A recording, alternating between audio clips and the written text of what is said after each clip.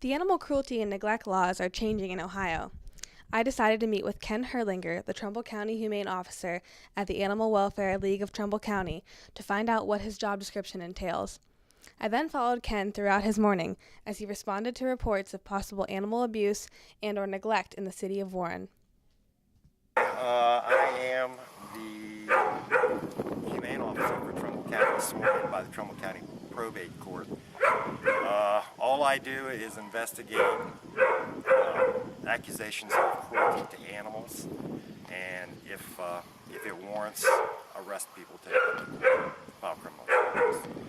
Also, about 80% of my job is trying to educate the public, and probably 20% is the law enforcement end.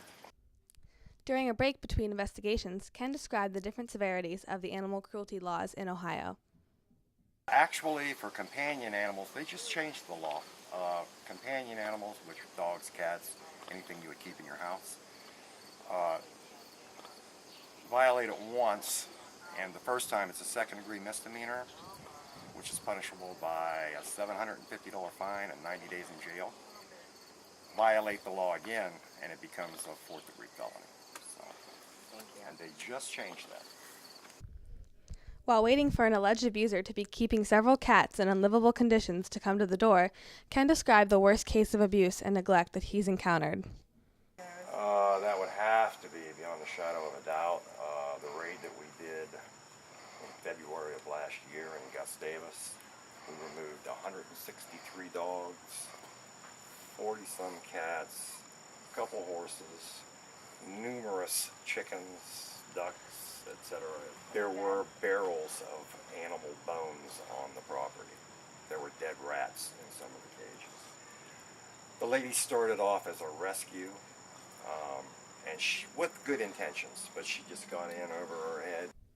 The alleged abuser never came to the door, but as Ken was leaving the apartment complex, he spotted a male puppy with no collar eating scraps from around the dumpster.